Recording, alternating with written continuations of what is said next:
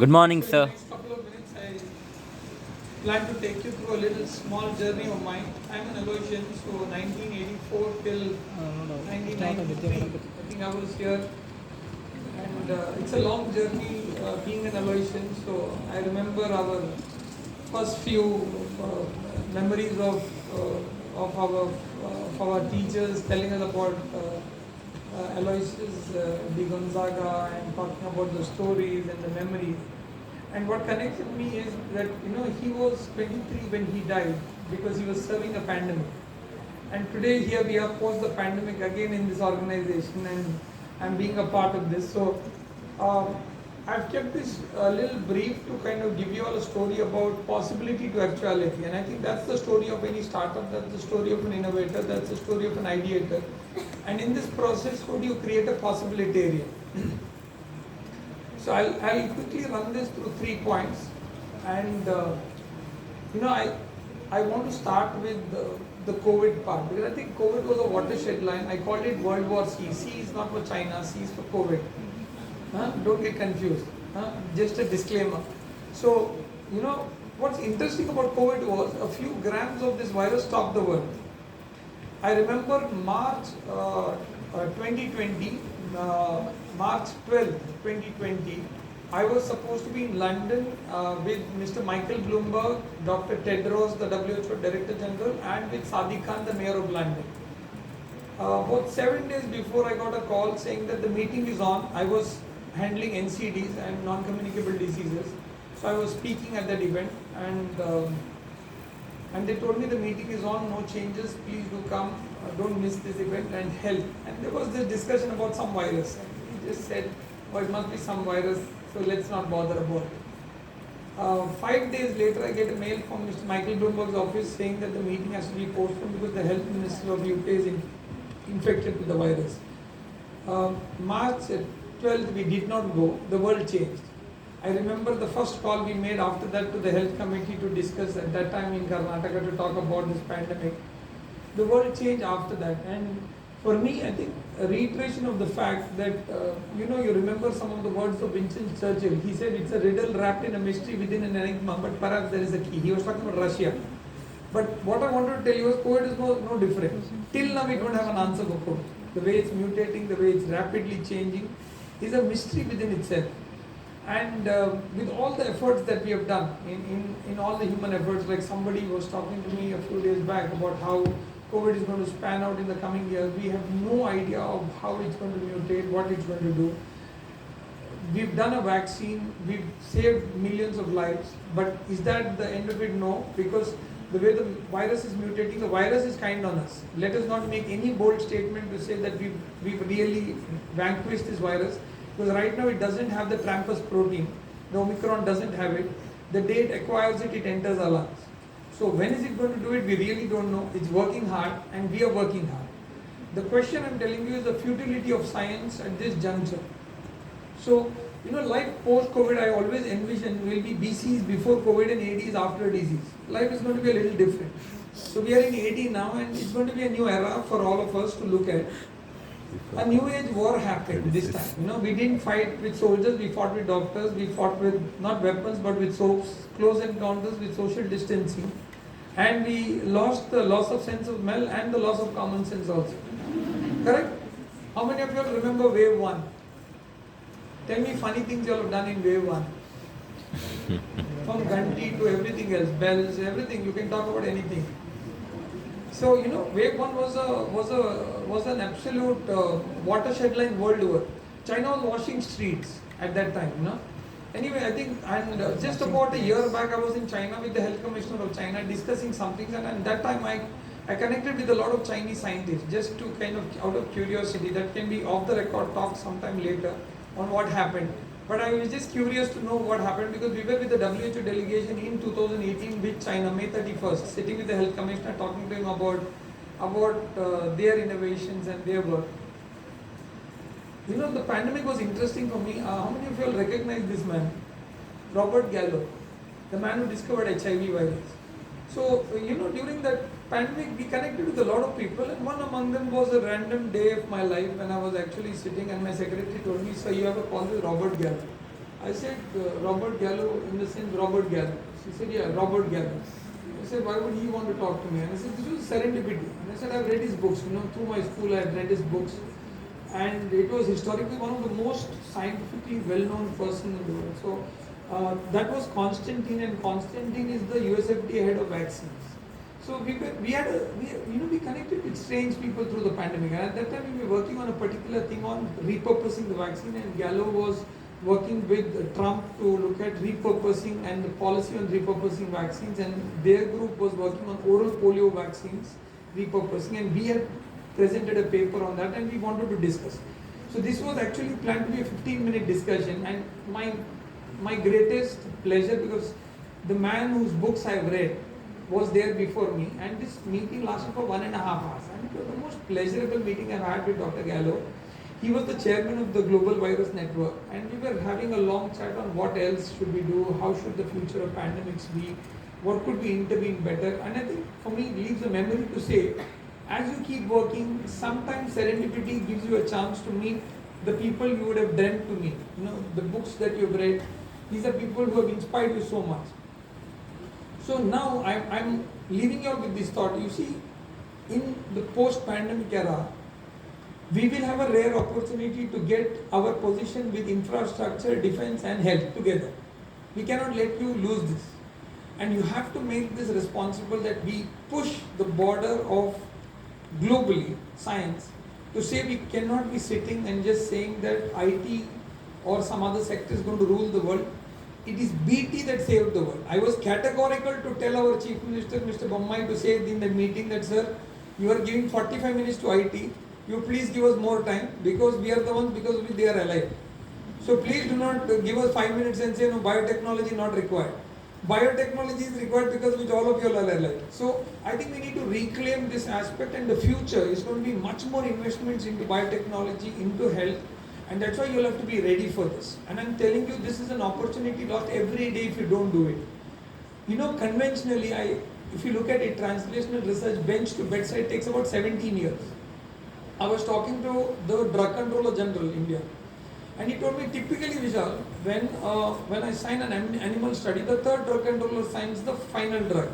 15 years later, 5 years term gone. First time historically, I'm only signing the first animal study and the final product also. There was a joke that chimpanzees are waiting because human trials are going on. That was the speed at which we did studies in humans, got it into saving lives. Historic. So what we did was, I was a part of the Lancet team, and working with the commission, talking on various ideations. And one of the things they talked to me about that time was, we collaborated with them, was creating a hyperloop of research and practice. And I think that was a very thought-provoking point, that how do we create a research hyperloop? And that's what COVID taught us, that 17 days, 17 hours people were innovating. That's the speed of innovation that things happen. So it's time for us to relook into the surgeon scientist, clinical scientist and bedside to bench approaches also. And I think COVID has taught us that bedside to bench is also going to be so relevant. And your job will not be just sitting in the lab. Your job will be going and sitting in the hospital with the patient, spending time and actually reconnecting the loop. It's not going to be a one-way street. And that's going to be very relevant. This is a very nice report by Boston Consulting Group, which talks about transforming beyond the crisis with head, heart and hands. I don't want to go into the details of the report, but what it talks about clearly post-pandemic is a people-centric transformation will happen. So it's going to open us to an era of conscious capitalism, not the vulture capitalism where we are only talking about just money. It's going to be wealth and value, it's going to be ambition and purpose, and that's the key mantra that's going to be there for the post-pandemic era that you all have to get ready to. So the question is, in terms of, for the youngsters here, how do I get a problem? How do I get rid of the problem? And in this you become a possibility, because you have a problem and you potentially want to solve it. I think to begin with, let's keep it as simple as that you have to find a good problem, and then you have to look at how do I get rid of the problem. And our teams like Narayan sir said, Bala sir said, we are all here to help you connect this ecosystem. Now, I'm just going to quickly wrap up with one or two lessons that I learned during my journey. And I often say this, what's the difference between you learning lessons in your classroom versus you learning lessons in life? What's the key difference? Quickly tell me, somebody, take the last. Anybody, please. In classroom, we'll be given the question paper and then given the test to answer. But life gives us the test first and the Beautiful. answers later. Correct. So you get the exam first and then you get the lesson to learn. And that's why it's unforgettable, it's practical, it's so pragmatic for us to do it. So possibilitarian for me, in my own definition, was a person whose responsibility is not just to do with what I can do today, but to deeply look into the future. And that's what is about your. I feel if your generation has to leave this world slightly better, leaving this world slightly better than where you started off, that's a big responsibility. I'm trying to do my bit, I think you should do yours. And I think this is a very big responsibility. When you leave, did you leave it slightly better than where you started within your sphere? Within your sphere, if you could do it, it's a great job.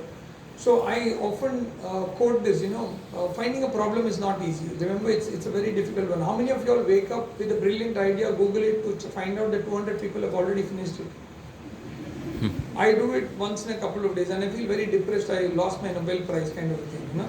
It's very heartening to see this. So finding a problem is very difficult. It's not easy. I remember a scientist whom I had met once and I asked him, so what are you doing in one of these labs?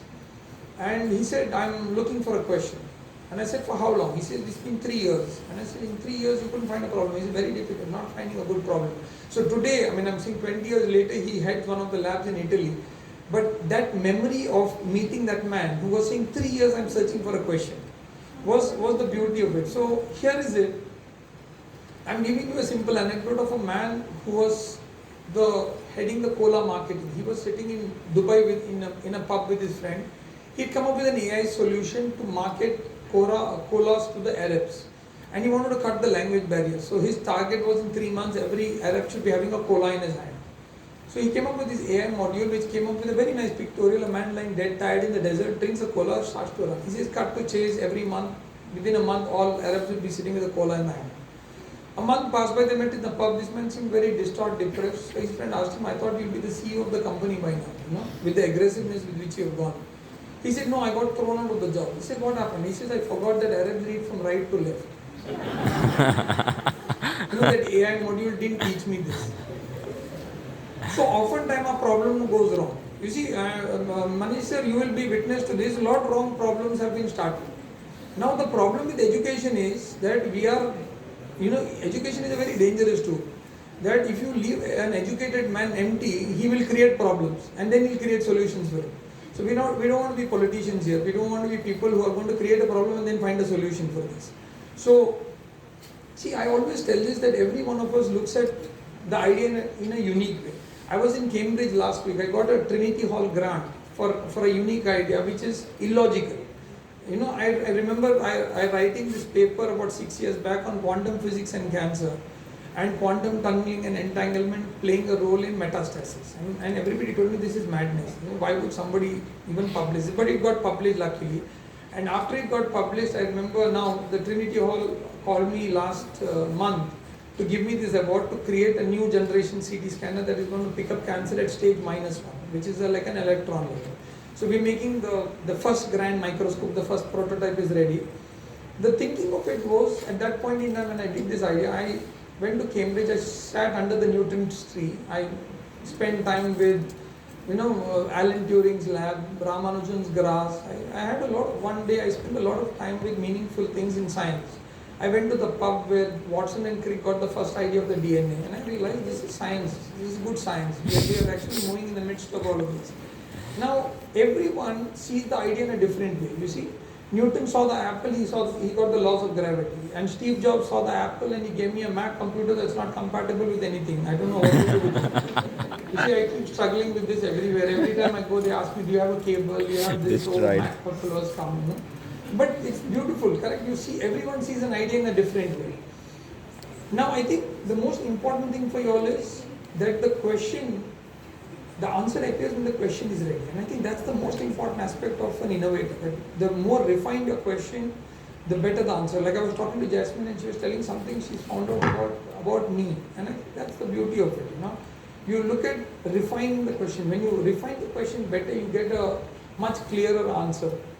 So I'm going to give you one quick exam and one example of a lesson I learned. Somebody asked me in the first year student, somebody asked me, how do you get a brilliant idea? One medical school I was talking to, first year student, smart, cool kid came and told me, said, so how do I get a brilliant idea? So I said, I don't know, but I said, let me think. I said, if you hold on to one patient's problem through your life, you will be flooded with brilliant ideas. Unfortunately, if you go to innovate for markets, you will only get some kind of vague answers like what the cola guy did. So innovate for individuals, it has a soul to it. It can go to masses, it can become markets. But if you do the reverse way, you are reading the wrong way, again the problem. Oh, AI is a 1 billion industry and I want to do something in AI. People come and talk to me this and I feel like telling them, where's the problem? No, AI, I want to do something in AI. So I recently gave a nice keynote address at TIFR about AI versus natural stupidity. Where do we draw the line? It's very important for us to understand where are we going to draw the lines in the future. So I had a problem which I was living with for almost a decade, throat cancer patients who couldn't speak. And I wanted to see what can I do, because I believe that speech is a right, not a privilege. Like, imagine one half of this group telling that if you have money, you will talk, on this side of the group saying no money, so you won't talk. Now, God didn't create this universe like this. He created it with much more equity and equality. So I invented this device basically because the most of them were outside of the affordable range and there were only 2 patents. So initially when I started 15 years back, they told me you can't patent it. Then I patented it. Then they said you can't sell it. Then they said no, it's not going to be able to do it. But I've crossed all borders right now, and I'm just going to try and see if I can get the speaker.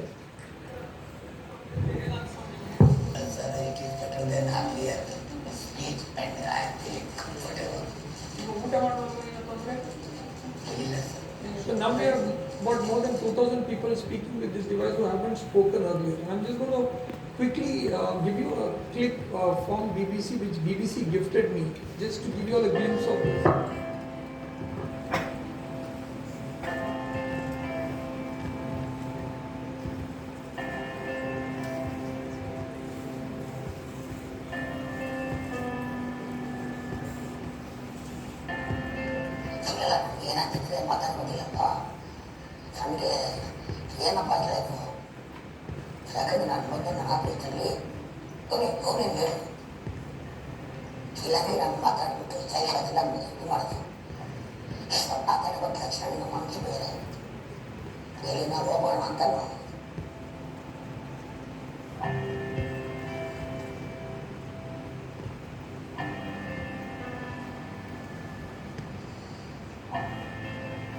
80% of our patients come to us in an advanced stage where it's difficult to preserve the voice box, and 80% of them come from the rural area and poor backgrounds.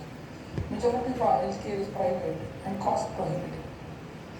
That was the reason that I felt is that there was a dire need to actually help these patients speak again, because speech is a right and not a privilege.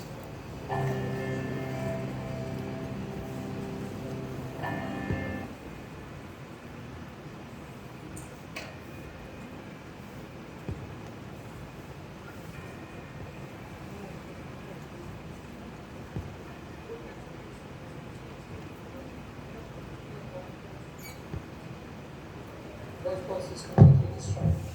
Now in this set of patients, they can speak again if the windpipe is connected to the food pipe and the air supply from the lungs are able to vibrate the food pipe so that the patient can speak again. Now it is here that the brain trains the food pipe to vibrate again and help the patient speak.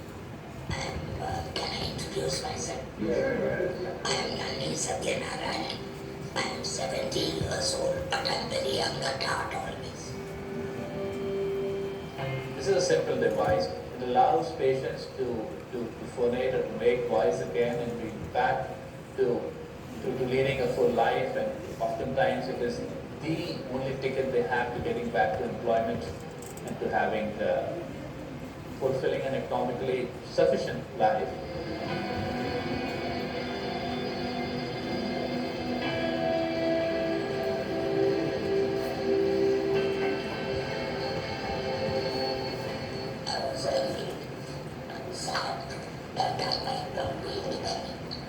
But God called and said, God called me from above and said, tears with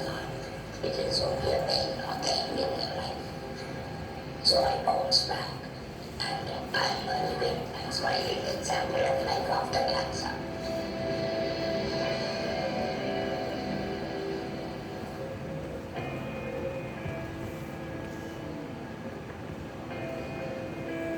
This was a simple innovation that was done and that has touched many lives in a very simple way.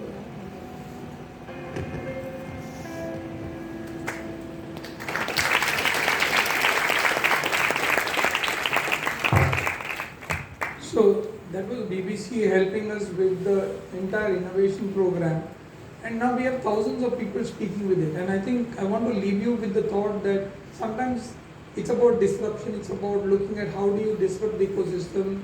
And a lot of research, I can go on this, but I think because of paucity of time I want to cut this short. But I want to tell you that 6 months later I couldn't actually solve the problem of insertion. So there I was with my friends sitting and trying to figure out how to solve the problem of inserting this voice device, when actually one of my friends talked to me about a lot of techniques that we had tried, we had failed. So R&D and this is not an easy journey.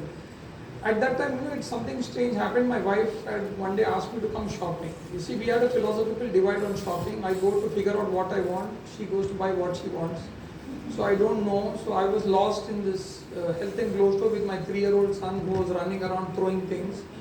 And he picked up a few boxes, threw them, and I picked it and put it back. And one of them was a box of tampons. So I took it up and I found my eureka moment of the inserter. So there I was at the billing counter with some 10 boxes of tampons and my wife staring at me saying, "What are you doing?" And I said, "Look, I found the solution for this inserter technique." And she said, "No, you can't be doing this." I said, "This is R&D." So the next couple of days was all of R&D with tampons in my clinic, car, OT, everywhere. And it's a long story, but I finally asked my engineers, "Can you help me do this?" And they said, "No, it's very complicated, it's not a toy." So finally I went to a toy maker in Channapatna who actually built this whole prototype. So there's a nice video on History Channel for some people who want to watch it about how this toy maker designed the whole thing. He did the whole prototype for me in 2 hours. And this fellow sitting in a hole in the wall, Kausar Pasha, does science toys. And I'm just saying, look at uncommon collaboration. Now, how would I get an idea from a toy maker? But that's a dying industry, and now we are trying to revive it because there are so many innovative solutions there. So I'm not going to play this video, it's a long, the idea was to look at how do we gift this voice. And we've been in this journey, it's a long, arduous journey. Now we've got so many awards now, it's become a case study in Harvard because, most of the time people believe you can't do it, then if you do it, it goes to Harvard to study it again. So recently our Honorable PM took this to Davos and it was displayed in Davos among India's prestigious innovations, among the four healthcare innovations. And I think the lesson that I learned most importantly from this was we are not constrained by the discipline of rigor. We all work hard, but it's the limits of our purpose to make a difference, which is defined by our imagination. So I want you all to open up your imaginations much wider. And I think I did imagine. And I think the idea is to look at what can you do to differentiate your charity from sacrifice. It is pain. You should feel the pain when you do something like this. That's the time you really be able to make a difference. And I think I'll quickly wrap up with the example too, but it's important to move from ambition to purpose. And I think the goal of education is knowledge, and the goal of that knowledge should be some form of service for the society. I believe if you aim at that, you'll be able to achieve more. So I think the most important thing for me, like when I connect the dots today, sitting here and I was talking to Father about how I was sitting and wasting time with Bosco sir on trigonometry, to now sitting in the Mathematical Oncology Society of the world, to sitting with Cambridge Trinity Hall, or with sitting with WHO, or sitting with anything. And I sit and think of those days when we were playing around with science and we were actually having fun in the library, looking at it in a different way. Science is to be looked at and for me it's the most beautiful thing about connecting the dots today. And I think, if you think something is impossible, don't disturb the person trying to do it. There are a lot of impossible things in this world. People are wanting to do it, let them do it. And for me today, it is coming back to Aloysius and connecting these dots that I think has left behind a very beautiful memory. I want to close with a few more remarks. This August I was made WIPO, World Intellectual Property Organization, and put me as the personality of the month. they had asked me a lot of interesting things about the journey of entrepreneurship. And I told them, look, the most interesting part about an entrepreneurial journey is the journey is as complex as the spelling of that word. I still can't get it right. So I said, I really don't know the journey, but I said it's a complex journey. And now we've set up the International Federation of Inventors Association, and with Government of India we've put IFIA Bharat as a chapter. So we'll be working more with inventors to actually bring back a lot more inventions to the global platform. We analyzed the last 10 years of inventions, and we had about 1,60,000 inventions which are not being used in India. So we're working on that, and we presented this to the Government of India that the number of patent filings to the R&D expenditure, if you look at USA and China, India is here. So now it is this room that has to move this bubble forward and upwards. It is not Government of India or Government of Karnataka. You please know that this room has to decide this bubble. If 4 of you get added into this bubble, I think this bubble is going to get bigger, and the rest of this ecosystem, able and all, are going to push the bubble forward and bigger. And that's what I want to tell all of you, that they are playing their part to make this difference. You have to play your part, and this is going to be a big task for all of us. So you need to know when do you do research, invention, innovation, and a jugaad. So we've actually proposed to Government of India that the next phase of Make in India should be Create in India. I don't want to, and what I did with the voice processor, I didn't import anything from China. I got everything done in India and created it here. I don't want to be dependent on anybody else. I want to do everything here itself. That's the next version 2.0 that we need to drive, and we are pushing Government of India to tell us that the version 2.0 should be this, where we're not going to use much of it. So a lot of design thinking is given in this. A very interesting conversation with His Holiness. He told me something very thought-provoking. He said an idea comes to you, not from you. Okay, and that means an idea must be reaching hundreds of us at the same time. So, but it's only the implementer of this idea who is able to actually go to it. And I wanted all of you to know that maybe at this moment also you are getting hundreds of ideas, but it's a few of you who will be able to materialize it, not everybody will. Like I told you, the Nobel Prize thing that you wake up with, that brilliant idea. So I started something on copyleft, not copyright. So first time when I set up this meeting, my chairman was very disturbed. He said, what are you doing? What kind of, you're using the auditorium for all kind of nonsensical work. So I set up this meeting for inventors and people who want to share each other's ideas so that you can steal it and go. So officially it was allowed. So I said, you can steal somebody's idea and go. So we did this first meeting, and my chairman was very upset with me. He said, I don't know what you're doing with this thing. I said, I am just trying out something. So he's been tolerating me for very long. So he said, let's tolerate this one also. So we created this meeting, and we had 150 members. So the next evening, I called him up and I told him, he said, no, I'm coming to inaugurate this. You can't have this meeting without me. He says, I am the one who has given you the hall. So I said, okay, you come and we'll do this. So the idea was to share the ideas, and what happened out of it was more collaboration happened, not stealing. Very few people stole, and when nothing much could be done. Because I think the idea is not just about having an idea, it's about implementing the idea in a proper structured way.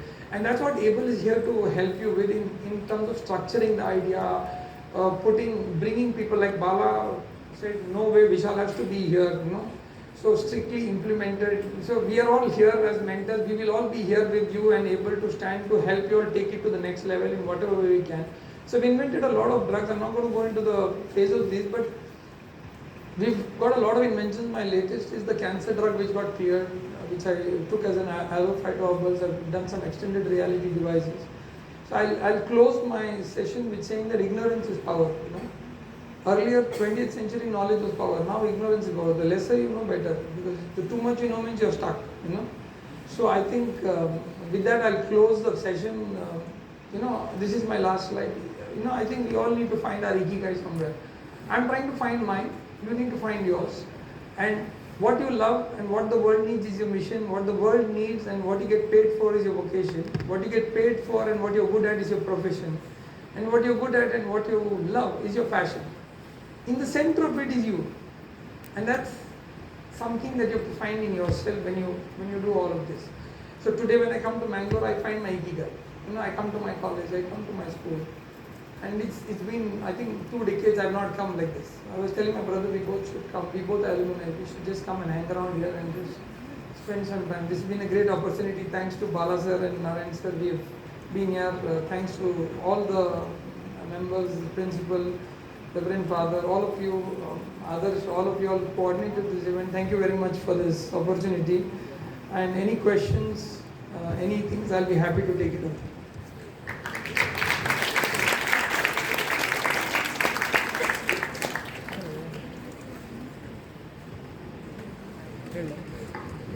ಹೇಳ್ಬೋದು ಅನಿಸುತ್ತೆ.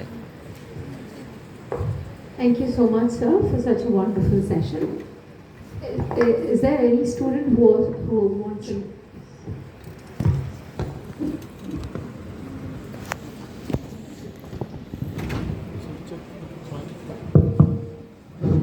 Hello, sir. I'm Shreyas from Department of Food Processing and Engineering. First of all, I'm very happy to meet you here because I had read about you.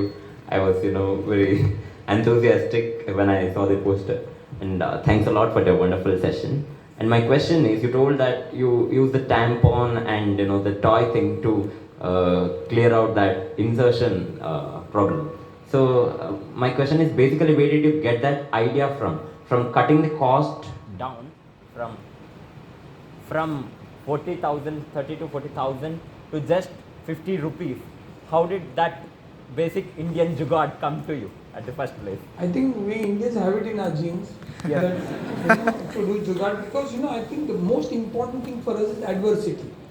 We have inbuilt adversity in us. You ask the first row, all of them, and I think all of them I know pretty well now. You ask one among them who doesn't have adversity in the project he is doing. From sir telling me, Manish telling me that it took me 1.5 years to get the first incubator going to, it's a difficult journey. So adversity gives innovation. It's not the luxury that gives innovation, it's adversity that gives innovation. When you have adversity, when you see the pain, when you are frustrated that something has to change, that's when you innovate. That's when you go out of your comfort zone. And innovations don't happen in comfort zones.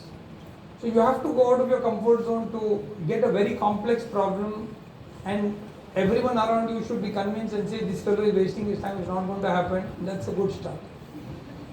Thank you, sir. Yeah. Any other questions from the participant side? You are confused or convinced? At least if you can give me that answer, I'll happily go back. Convince, sir. Thank you so much, sir. We are taking a short break. I request all the participants to kindly move to the entrance of the block to enjoy your refreshments. We shall be back in another 15 minutes. Thank you. 5 minutes? Okay. We'll be back in another 5 minutes.